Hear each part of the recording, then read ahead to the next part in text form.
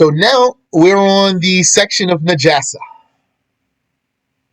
Najas filth. This is one of the most interesting chapters to me. Some chapters are more intriguing to me than others. Amongst them is the chapter of Najasa. Amongst them is the chapter of Menses itself, and some other chapters.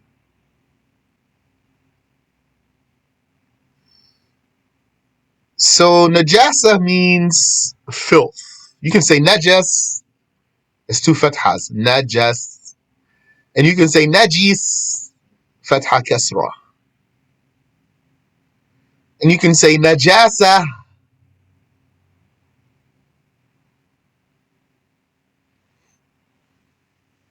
So I'm going to use the word filth. A lot of our literature says Najis filth, like hyphenated, compound noun. Najas, all these words here, Najas, Najasa, it means in the language something repulsive, mustaqdar, repulsive. That means disgusting. That's what it means linguistically. But it doesn't have to be repulsive religiously. Even though actually that's how some scholars define Najasa. But that definition is an inferior one. This is an inferior definition of Najasa. They said Najasa is a repulsive material that prevents the validity of prayer without an excuse. A repulsive material that prevents the validity of prayer without an excuse. Why this is an inferior definition? Because it defines Najasa by being repulsive. Yani, repulsiveness is the defining characteristic according to this. And this is not a condition. So that's why it's not the best definition. And also, in that definition, they linked Najasa to the validity of prayer. They said a repulsive substance that prevents the validity of prayer without an excuse. So, without an excuse, this is not the better definition here. We can define the Najasa without restricting it to being repulsive and without linking the validity of prayer to it.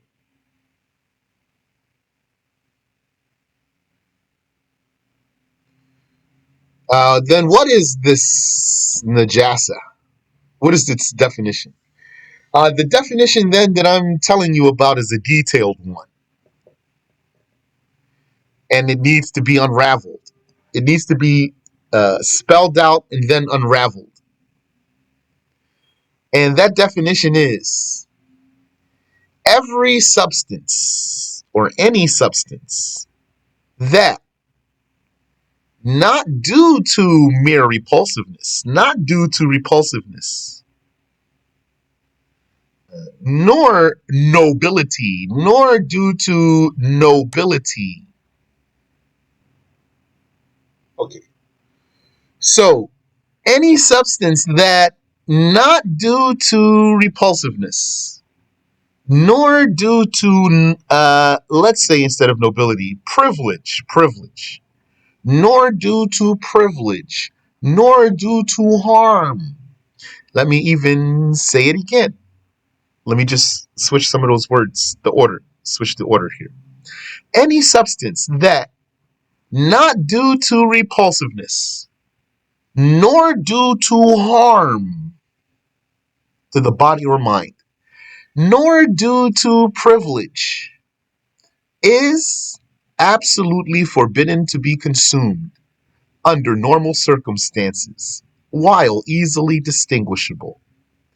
Every substance that, not due to repulsiveness, nor harm, nor privilege, is absolutely forbidden to be consumed under normal circumstances while easily distinguishable. So that's its definition. This is the better one. No, not here. I'm going to say privilege. I'm not going to say nobility or honor for the reason I'm going to explain for you now, inshallah.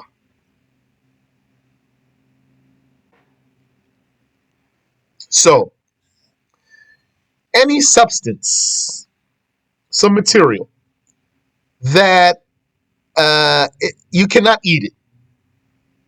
So, that's the defining characteristic of it, that it's haram to eat it. And the synopsis of what this definition is saying is that there are four reasons why you can't eat something. Either because it's disgusting, or because it's harmful, or because it's filthy, or because it has a privilege. What's all of that about?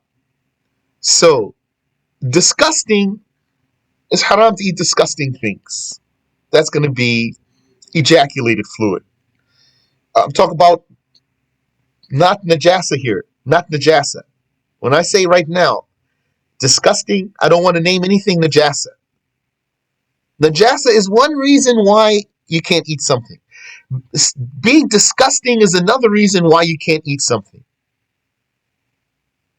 So, ejaculated fluid, or a tangible amount of saliva that came out of the mouth. Tangible means you can collect it. So once a collectible amount of saliva is out of the mouth, it's haram to put it back in there or any other person's mouth and swallow it. And the mucus, the nasal mucus, haram to eat this. And the phlegm that comes up from the chest. Once this gets into your mouth, you need to spit it out. Can't swallow it. And the critters, the vermins. Not to mention that once they die, they become najasa. But they are disgusting while they're alive.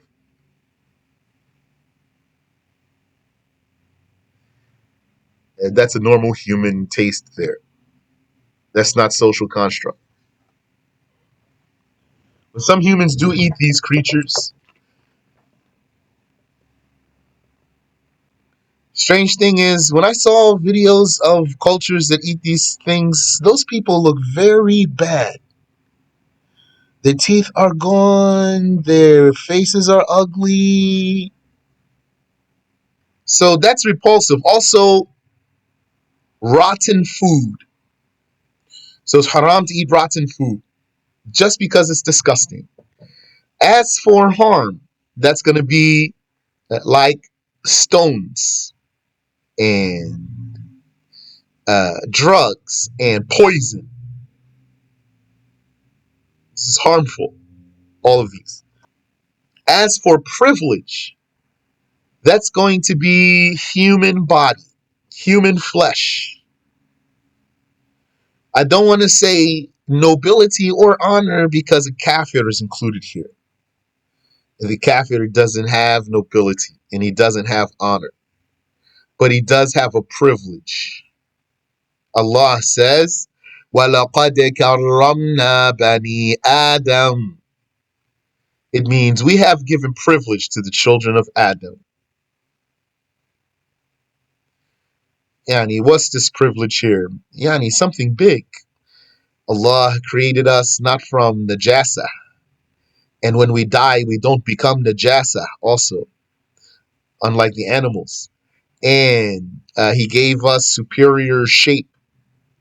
And He gave us minds. And also, He enabled us to achieve many things.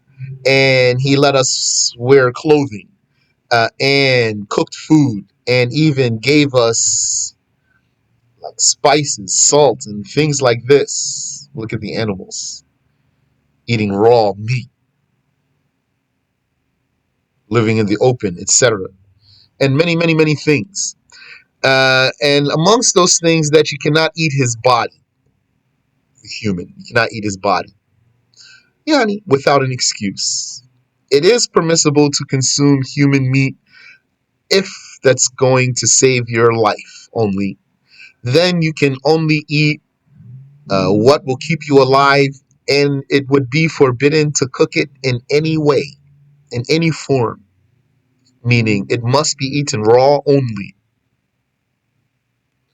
SubhanAllah. Cannibals too. When they have footage of like cannibals, these people look really, really bad. SubhanAllah.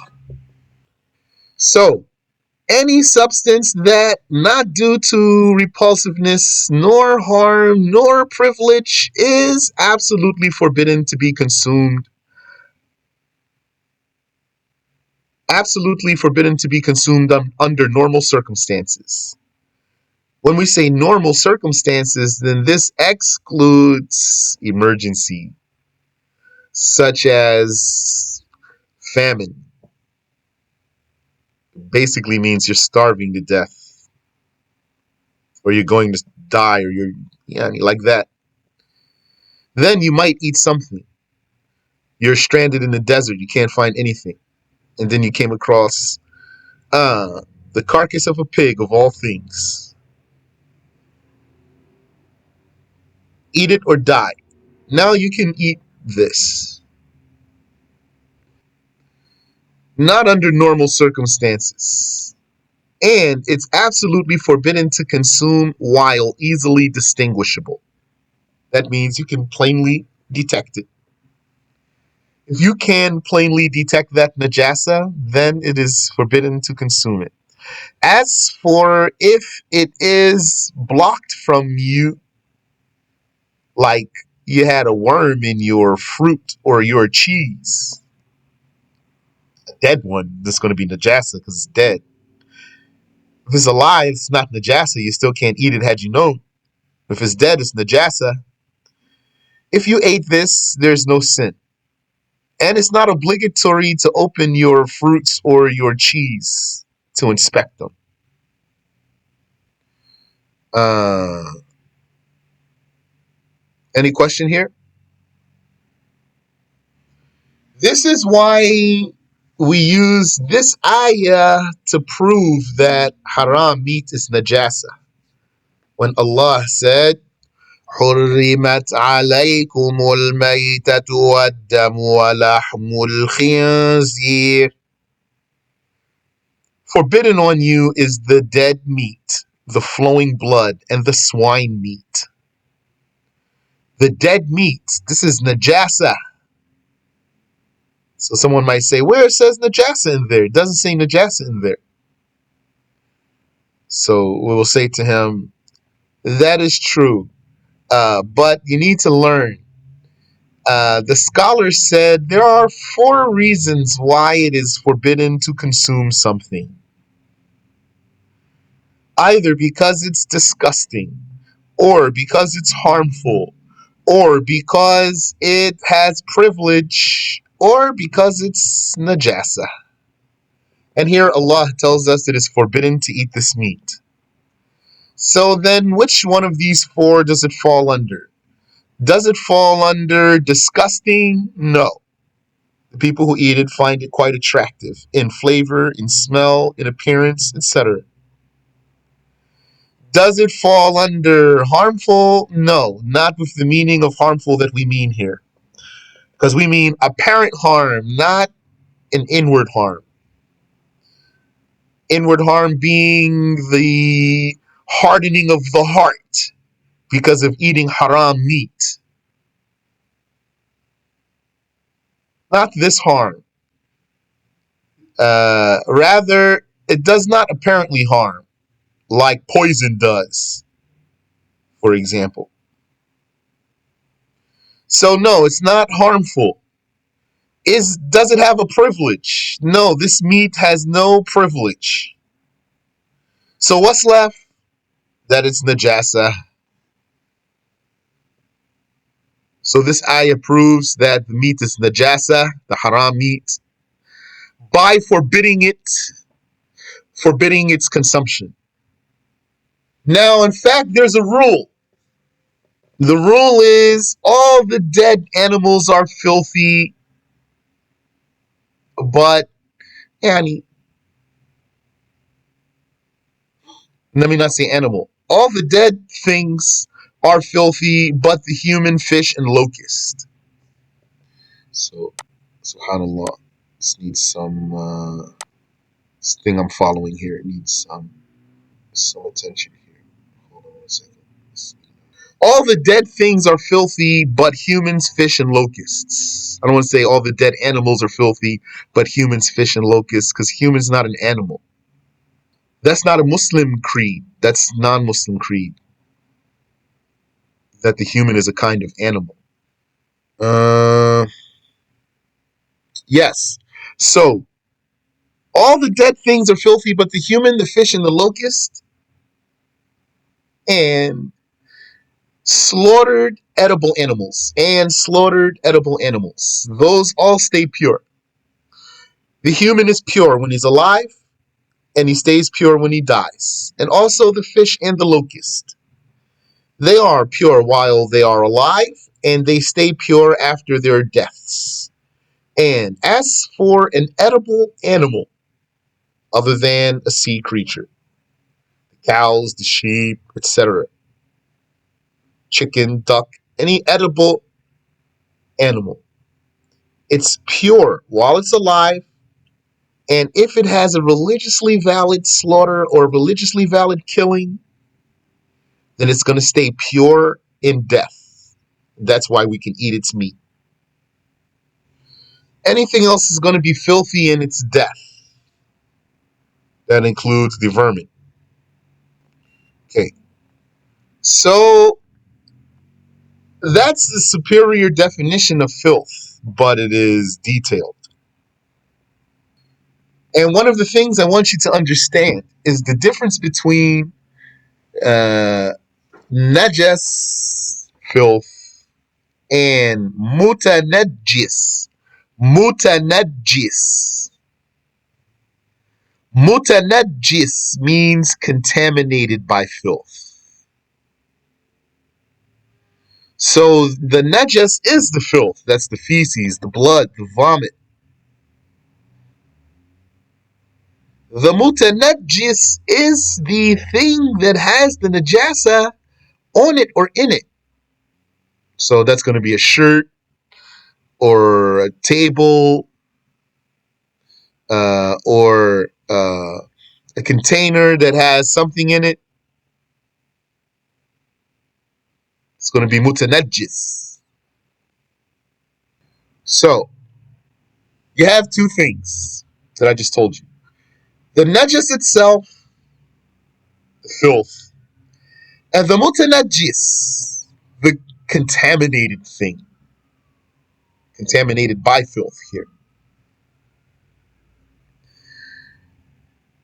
We want to talk about here really purifying filth. We want to talk about filth and purifying filth. Uh, Learning about these kinds of filth so that we can know how to purify them. Now, can you purify najas? That's a question. And there's another question. Can you purify something that's mutanajis? So the answer for both of those is sometimes.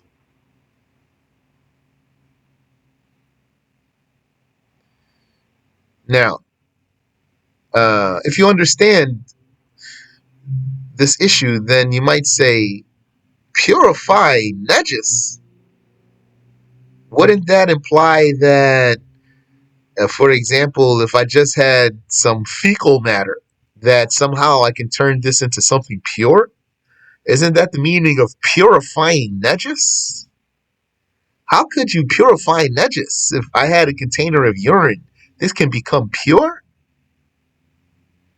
So the answer is that no, you cannot purify the najas except sometimes. So then someone probably would say, how? So the answer is by transforming it, by transforming it into something pure. How would you do that? There's limited cases, like transforming wine into vinegar. Wine is najasa and vinegar is pure. You transform the wine into vinegar, then it becomes pure. Or like tanning a filthy animal skin. An animal died without a religiously recognized slaughter. So it's najasa, but it's not rotten yet. So you said, let me salvage this skin. So you skinned it. Now this skin is najasa. But then you tanned it properly. Then it transformed into something pure. And there's some other cases. So, yeah, sometimes it's possible to purify najasa. As for the mutanajis, can you purify it? Usually you can. There's some cases when you cannot purify the mutanajis, like contaminated liquid that's not water. Contaminated liquid that's not water. Can't purify it. If you have liquid that's contaminated by najasa other than water, you cannot purify it. Even, yeah, you can't purify it. Okay, so I think that's all clear for you. But first of all, why is it an issue? Why is najasa even an issue? The reason the najasa is an issue is because you can't have it on your person while you pray. Also, for other things like the tawaf, can't have it on you while making tawaf and while giving the khutbah for Jumu'ah. And also, it's not permissible to put yourself into contact with najasa. It's not permissible to put yourself into contact with najasa.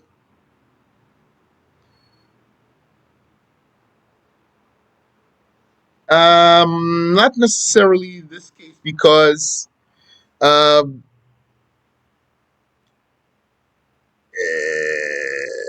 I wouldn't make a broad statement there about someone who deals with sewage. Because for one thing, he's not necessarily putting himself in contact with the najasa. Meaning, when we say you can't put yourself in contact with najasa, we talk about on your skin. So if he's working in sewage, he probably has on PPE, or what do they call it? PPP, personal protective something.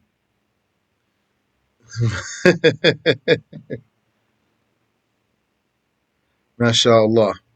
So when we mean you cannot like touch it, you can't touch the najasa. So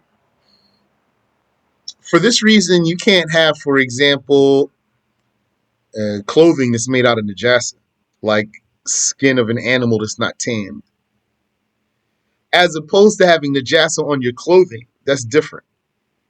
Having najasa on your clothing is not putting yourself in contact with najasa. Having najasa on your clothing is not the same as putting yourself in contact with najasa because you can remove the najasa from the clothing. That's easy, generally speaking.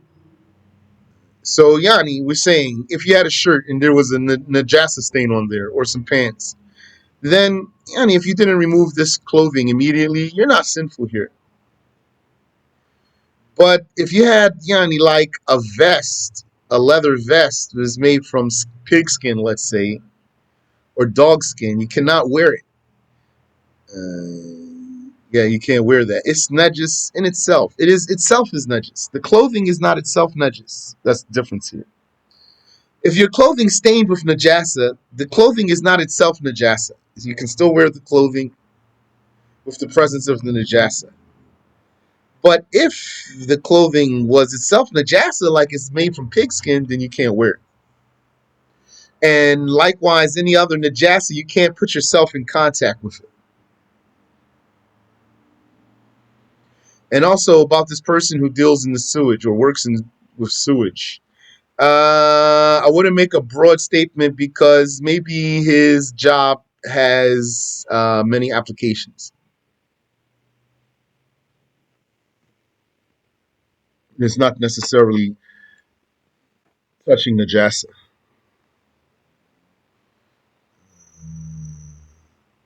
Hmm.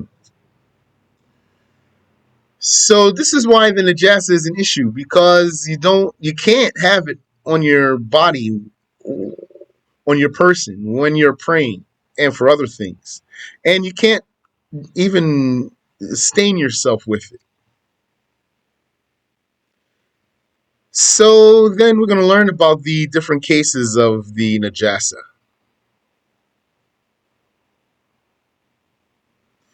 So if you have najasa on your body or your clothing while you pray, if it's unexcused najasa, unexcused. So first category of najasa we're talking about here is excused or unexcused. Excused najasa means uh, ineffective.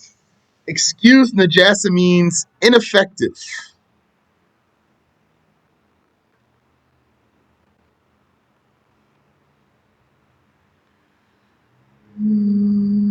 If you had unexcused najasa, so it's effective, on your body, uh, even in your mouth, in your nose, bloods in your nostrils, dried up, for example,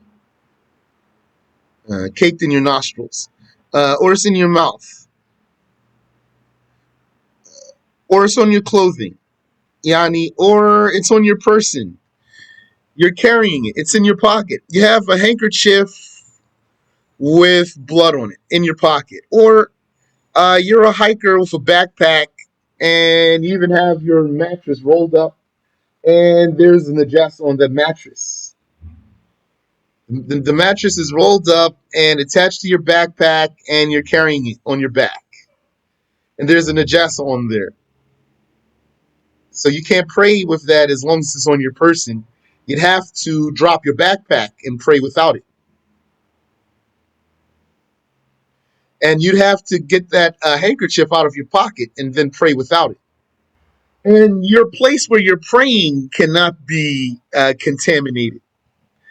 Your place means where your feet are and where your spots of sujud touch. So your toes, your knees, your palms, your forehead. Those particular spots, they cannot be contaminated by najasa, unexcused najasa.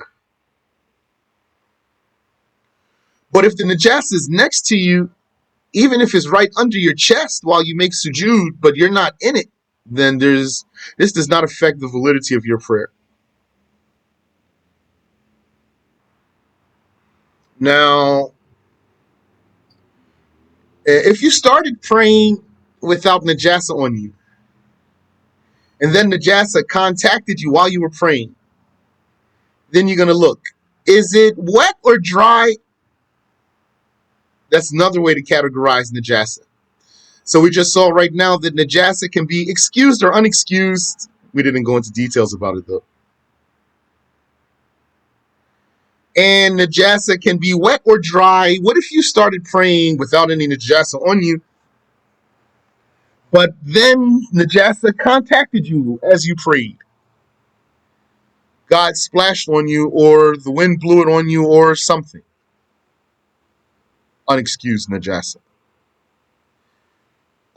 Then we look. If it's dry, then if you're able to get this najasa off of you without lifting it, to get it off of you without picking it up, without carrying it, that means, let's say you got it on your sleeve, it's a dog hair. So you can't take your 2 fingers and pinch that dog hair and pick it up off your sleeve and then drop it off of you. That's going to invalidate your prayer. But rather, maybe if you shook your arm, it'll come off of you. So you got it off of you without carrying it. Or if you, for example, just put your hand under your sleeve and hit your sleeve from underneath, it will smack that najasa off of you from the outside and it will go off of you. So you got it off of you without carrying it. And you can't even use a stick to push it off of you because that's going to be just like carrying it because the stick is in your hand. So it became like an extension of yourself.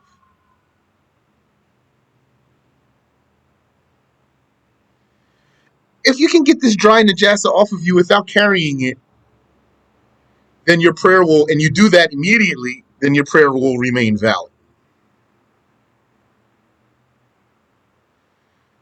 Now, also, it will be valid if you get the whole clothing off of you. If you're able to remove whatever piece of clothing that has that dry najasa on you, or on it. If you do that immediately, then your prayer will stay valid. Like if it's your shawl around your shoulder, and you can just shrug your shoulders and get it off of you without lifting it, then your prayer will remain valid. But if this najasa is wet, then if it gets on your clothing, you don't have any choice but to get that piece of clothing off of you. So if you can get it off of you like I just described, then your prayer will remain valid. Or else if you can't, like if it's your pants, so and then there was no way that you could take your pants off while you're praying. So now your prayer is invalidated.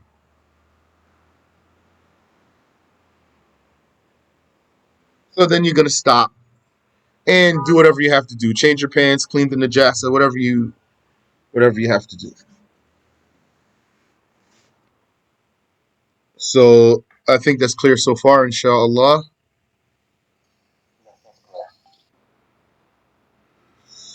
Okay, Bismillah. Actually, quick question though. Yeah. If you have wudu and then you go to pray and you notice like a fingernail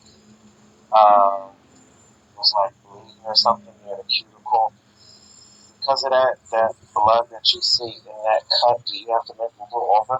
No, you don't have to make wudu over. Because that's not an invalidator of wudu. And furthermore, the blood of your wound is an excused najasa. So you can pray with it on you. So inshallah, if we come to talk about excused najasa, we'll see.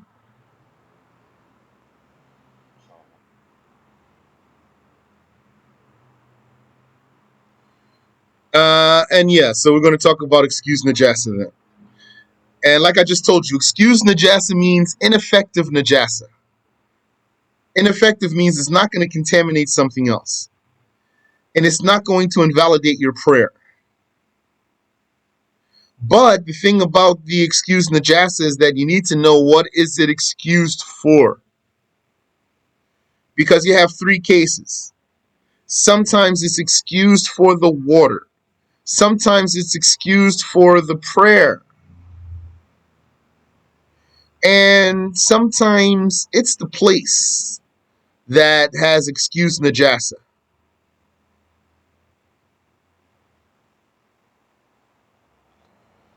So if it's excused for the prayer, doesn't mean necessarily it's excused for the water. For example, if you made a istinja by wiping and therefore left a trace of najasa on yourself, that could only be removed by water or small pieces of clay.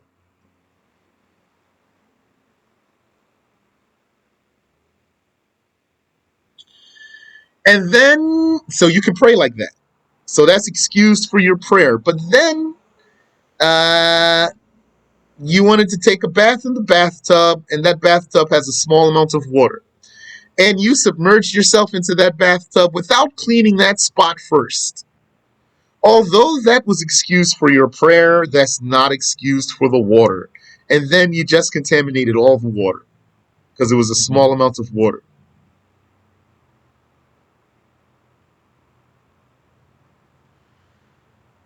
Sometimes the najasa is excused for the prayer, not the water. That's what I just said. Sometimes excused for the water, not the prayer. And sometimes it's the place. The place has najasa, but it's excused. And now, here comes one of the benefits of understanding this definition of najasa we started with. If it's excused najasa, then what's the issue? Yani, excused najasa means ineffective. So what's the point of it even being najasa? The answer is you cannot eat it, cannot consume it. Excuse najasa is still najasa. And we are now defining najasa as something inedible. As for the place, question. Uh, well, once you're done, if you again. Okay. As for the place, uh, that's like a place that has bat droppings, and bat urine. This place is overlooked. Maybe you have a cabin, and some bats got in some place in your cabin, and now they got some najasa on your floor.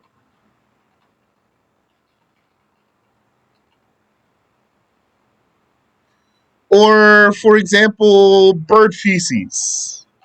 Sometimes a place is riddled with bird feces. You can't escape it. And it's going to be overlooked for the difficulty of avoiding it.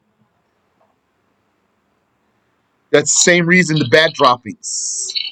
I personally don't have a lot of experience with bats, but looks like that bat droppings is a nuisance that's hard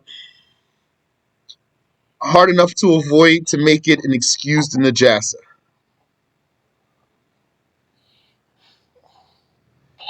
Also, uh, you might have a dirt road that's contaminated.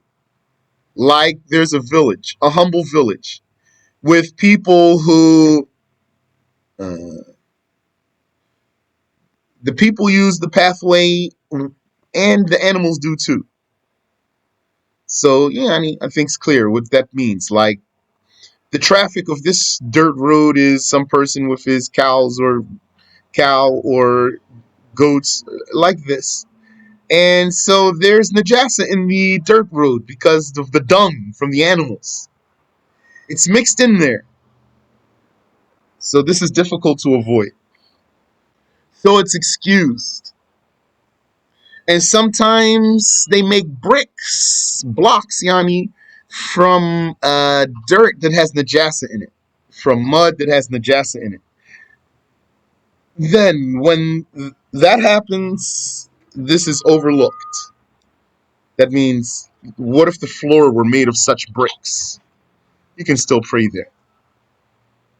Even a masjid might have it. There's no sin here.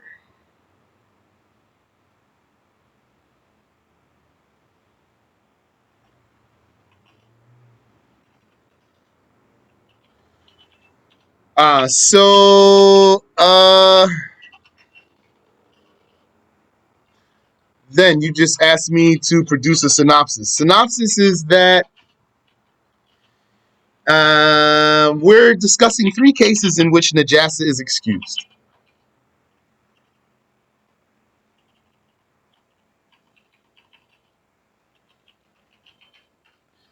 Repeat that, please. Yeah. We are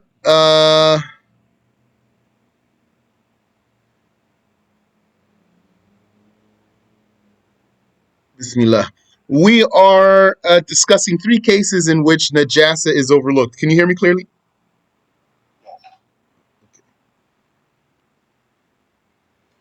Uh, One is najasa on the body or person, on your person. Najasa on your person. Two is najasa in the water. And three is najasa on the place.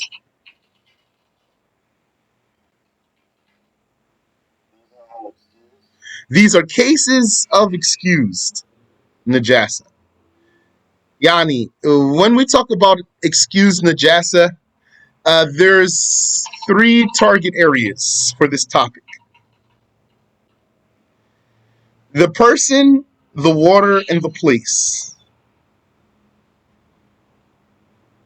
And so now I just gave you a couple examples about the place when I talked about the bat droppings, the bird droppings, the dirt road, or the bricks made from clay that has najasa in it.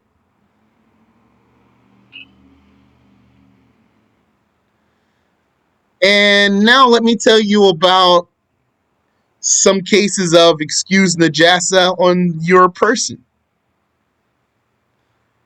such as blood or pus of your own wound. Your own wound, as long as it's not self-inflicted. As long as it's not self-inflicted. And self-inflicted right here does not include nicking yourself while shaving. That's not counted as a self-inflicted wound. Also does not include busting your pimple on purpose. You had a pimple and you squeezed it on purpose and then blood came out of there. That's not a self-inflicted wound. Meaning this blood is still excused. That blood that comes out of the pimple that you squeezed on purpose and the blood from when you nicked yourself shaving, that's excused. Excused for what? It's excused on your person, meaning if you pray with the presence of this blood, your prayer is still valid.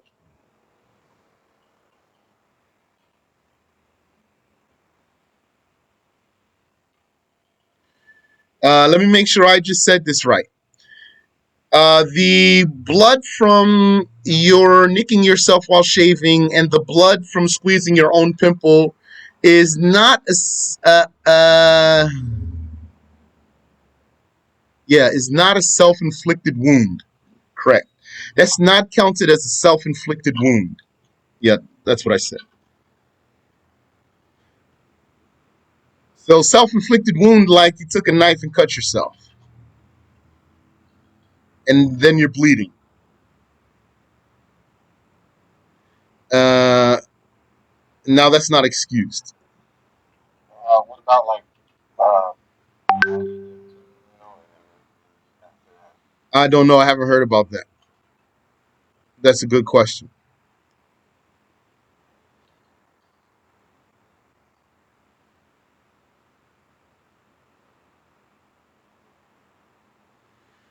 Uh, okay, so that's what I just told you about the blood is true for pus too. This blood of your own wound is excused even if it's a lot. Even if it's a lot. A lot means it flowed, for example, from your head to your feet.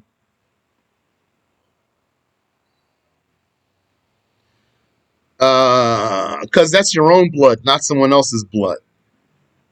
Someone else's blood would only be excused if it's a little bit.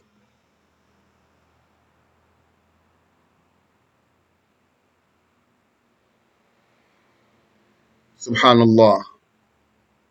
One time I ran into a guy. He was drunk. Maybe in his drunkenness, he stumbled and broke his arm. So yeah, and these guys walking around with his bones sticking out of his arm. So he was bleeding. His blood dripped on my Timbs. MashaAllah. And I was never able to get that blood off of there. And I took him to the hospital. MashaAllah. He didn't have any insurance or anything. He's like maybe a homeless guy. So the lady didn't want to do anything for him. So I said to her, "You gonna leave him like that?" And then at least she got up and wrapped up his arm. SubhanAllah. So, yeah, another person's blood is excused if it's a little bit. Your own blood is excused if it's a lot and not self-inflicted. But there's a detail. Yeah, if it flowed from your head to your feet, that's excused. But what if it flowed to some point, whatever point that is? Let's say it flowed from your head to your shoulder, and then it stopped. Or flowed from your head to your chest, and then it stopped. And then it started again. So it flowed anew. Now it's not excused. So take that detail. Also, what's excused on your body? The blood from the fleas and ticks and mosquitoes, even a lot. So you smack the mosquito biting you, and then there was blood on you. This is excused. Like, let's say you weren't able to remove it before you had to pray. You can pray. It's excused. We already talked about if you made istinja by wiping and then it leaves a trace of najasa on you. That's excused for your prayer. Also, what's excused filth? Important case. What about the person with leakage problem, perpetual impurity, incontinence of urine, or a woman with sickness bleeding? So besides the fact that when you have this leakage, you have special istinja rules. That's for the validity of your prayer. Now this person is in a situation where he's likely to be stained with najasa. So now this person, the najasa from his leakage, his incontinence, whether that's incontinence of urine, incontinence of blood, sickness, bleeding, then this is excused, even if it's a lot that's overlooked.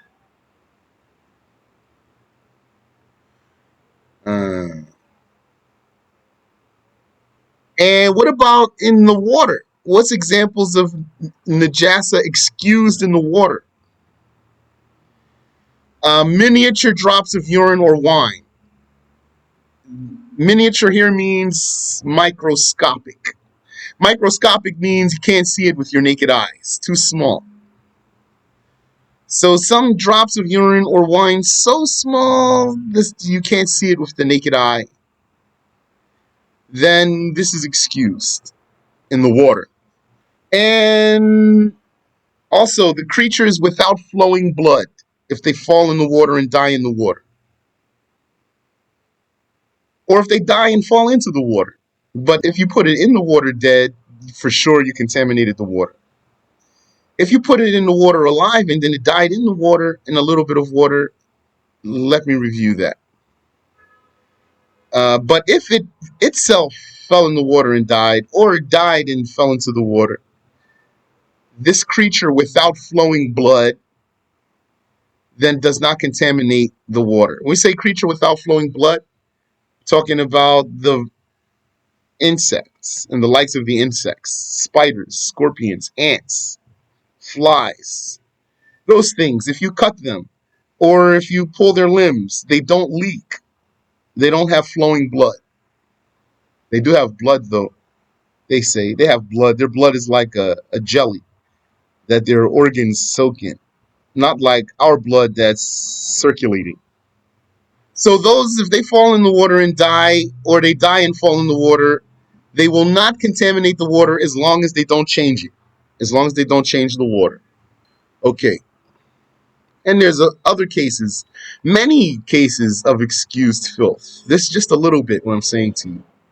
Some of the useful ones that you would need. And there's still others, some that you might not need. Like what? Like what if an animal had najasa on its organ?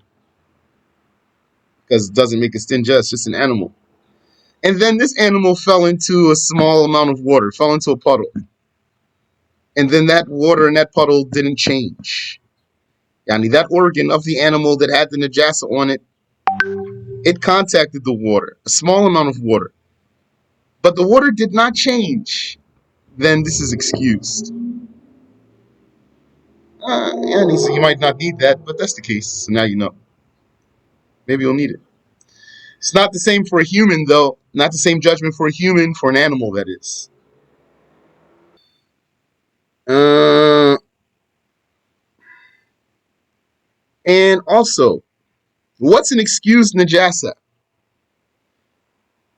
As sometimes the tattoo is excused. Yani, the tattoo is najasa. It's contaminated. The tattoo is contaminated. Sometimes it's excused and sometimes it's not excused.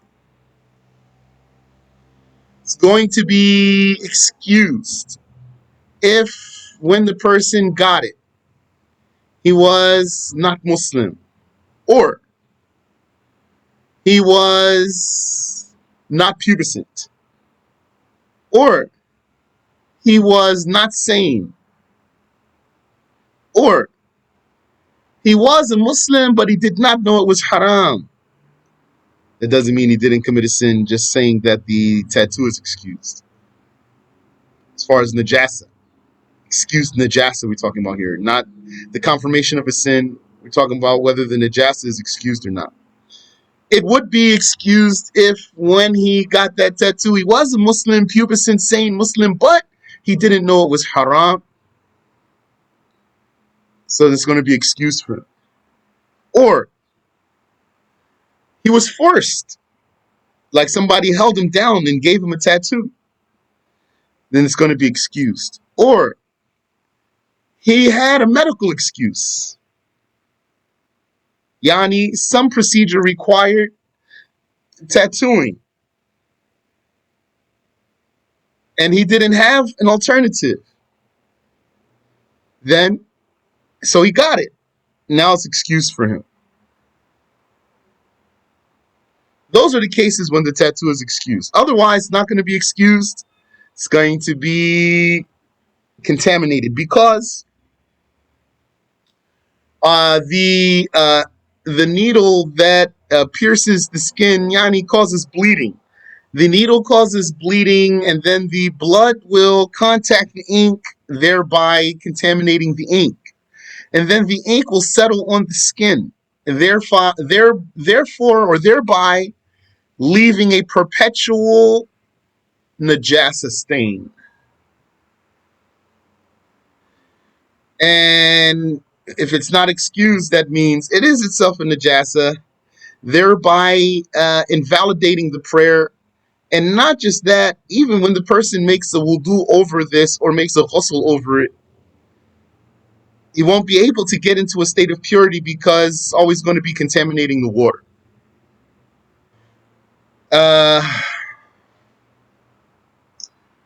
Yeah, heck of it. That, what I just told you, that's Shafi'i school. Hanafi school is that just pouring water over the tattoo will make it, I don't know if they say excused or purified. The Hanafi school is that this haram tattoo, which is najasa, pouring water over it one time will either purify the spot or make it excused. I don't remember which one they say. Either way, though, it's easier than the Shafi'i school. And there is a saying like that in the Shafi'i school. It's a weaker saying for the Shafi'i school, though. And the one whose tattoo is not excused and he's able to remove it, then he's obligated to do so. If he can do so without a harm that validates tayammum.